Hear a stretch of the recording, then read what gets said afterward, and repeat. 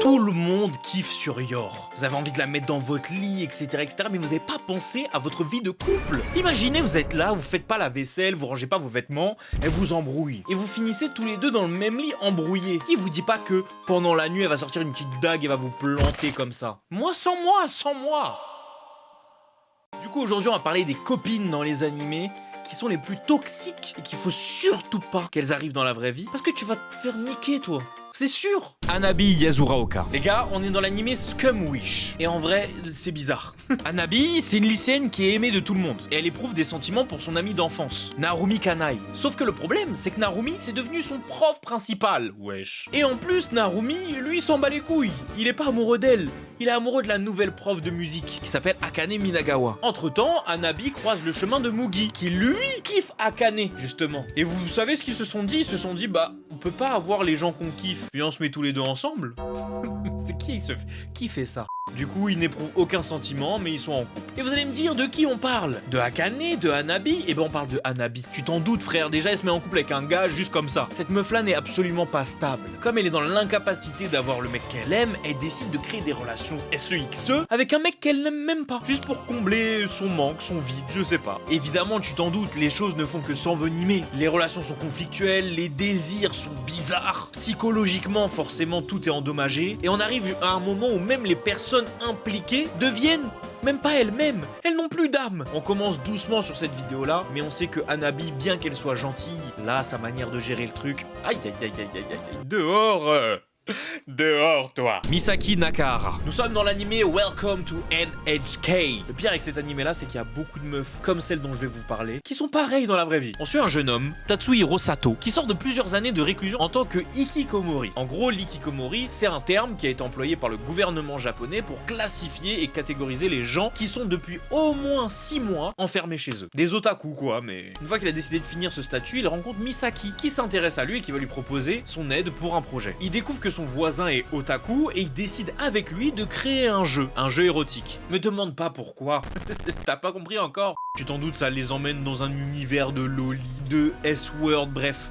Ça va trop loin. On va parler de Misaki. Et le problème de Misaki, c'est qu'elle se sent pitoyable. Pour elle, elle est vraiment pathétique, mais il y a quelqu'un qui l'est plus qu'elle. Et ce quelqu'un, c'est Sato. Donc t'as compris. Elle veut sortir avec Sato juste pour se sentir supérieure à lui. Et ça existe dans la vraie vie, ça. Au moment où Misaki arrive dans la vie de Sato, ce dernier sort de l'ikikomori. Donc du coup, il joue à des jeux vidéo, il est reclus, il regarde des animés. Elle décide donc d'élaborer un plan bienveillant pour l'aider à s'en sortir. Mais le problème, c'est que Misaki, elle a pas toutes les qualifications qu'il faut pour l'aider à s'en sortir vraiment. Elle arrive pas à gérer les problèmes. Et le problème, c'est que comme je vous l'ai dit, ses intentions sont pas louables. Du coup, elle décide enfin de lui faire une avance. Et il dit non. Bon, la suite est pas si drôle parce qu'en fait, SOS World juste après. Sawa Nakamura. Ça, les gars, on parle d'un animé vraiment, je le trouve horrible même visuellement. En fait, c'est également son charme, mais ça me terrifie. Takao Kasuga, c'est un passionné de littérature et notamment des Fleurs du Mal. Vous savez, le recueil de poèmes de Charles Baudelaire. De plus, il est amoureux de Saeki. À un moment, alors qu'il est en train de chercher justement son livre, il tombe sur les affaires de sport de sa crush. Qu'est-ce qu'il fait à votre avis? Il les renifle et il repose. Non. C'était déjà bizarre ce que je viens de dire. Mais il fait une autre chose qui est bizarre, c'est qu'une pulsion lui prend pour les voler.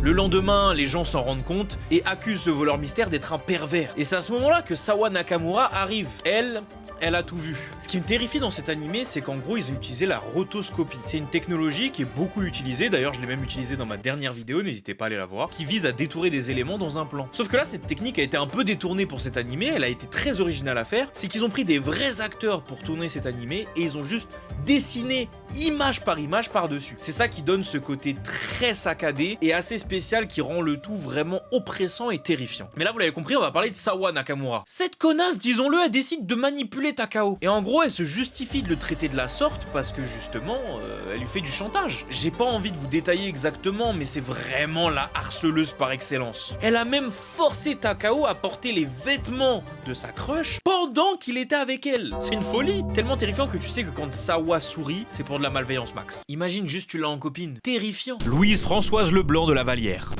Oui, c'est vraiment son blaze. Là, c'est l'animé The Familiar of Zero. Dans cet animé, on est dans le monde d'Alkeguinia. Et Louise Françoise Leblanc de la Vallière, c'est une étudiante qui est à l'académie de magie de Tristan. Sauf qu'elle est surnommée Louise la Zéro parce qu'elle est gaze en magie, genre. Et à un moment donné, dans cette académie, elle doit faire une cérémonie. La cérémonie du familier. Bon, tu sais ce que c'est. Sauf qu'au moment d'invoquer, elle invoque par erreur Un humain de Tokyo qui arrive comme ça, tranquille. Il s'appelle Saito Hiraga et leur relation au début est hyper conflictuelle. Mais au fil du temps, malgré les différences et les tensions, ils commencent à développer 2-3 petits sentiments et Louise devient de plus en plus forte. Mais vous l'avez compris, elle est toxique. Pourquoi? Parce que Saito c'est un petit coquin. Au bout d'un moment, lui il se dit bon j'aimerais bien tremper le biscuit. Tu vois, je commence à développer des sentiments, j'aime bien tout ça. Viens on trempe. Viens on met un petit Oreo dans le lait. Et pour ça, j'ai l'impression limite il perd son humanité genre. En fait, elle le traite vraiment comme un familier, elle en a rien à foutre. Saito, est-ce que vraiment pour Ken, tu dois subir le fait de dormir dans une grange, d'être traité comme un esclave, d'avoir des punitions mais tout le temps? Parce que oui, le problème de Louise, c'est qu'en plus elle est possessive et jalouse. Vous en doutez du coup pour construire des fondations solides de couple? Impossible, impossible. Sekai Sayonji. Bon là c'est peut-être l'animé le plus connu de tous, School Days. Dans School Days, on suit Makoto Ito. En gros, c'est un lycéen qui vit avec sa daronne divorcée. Sauf qu'il est en crush par Kotonoha Katsura. Elle est dans une autre classe et Makoto il est bien déterminé à se rapprocher d'elle. T'as capté? Ça s'emboîtait comme ça. Mais sa chance arrive quand il se lie d'amitié avec Sekai Sayonji, qui est une fille un peu joviale, sympathique. Sekai, elle décide donc de s'improviser Cupidon pour essayer de les mettre ensemble. Mais le problème, c'est quoi? C'est que Sekai, elle aime Makoto en fait. Évidemment, on parle des filles, donc Sekai est un problème. Comme je vous l'ai dit, Sekai est amoureuse de Makoto. Sauf que pour récupérer Makoto, qui est actuellement avec Kotonoha, elle va le pousser à la tromper avec elle. Le frérot Makoto, qu'est-ce qu'il fait? Il le fait. Bien sûr. Sauf que c'est quoi la surprise de Sekai au moment où Makoto est enfin avec elle? C'est que Makoto, il va vers une autre meuf encore. Fallait s'y attendre en soi, hein. En fait, c'est un peu le putaclic de cette vidéo parce qu'en fait, quand elle se rend compte de ça, elle le laisse tranquille et va qu'à ses occupations. Et elle a énormément de remords sur le fait de l'avoir manipulé pour qu'il sorte avec elle. C'est pas vrai, le poignarde jusqu'à la mort.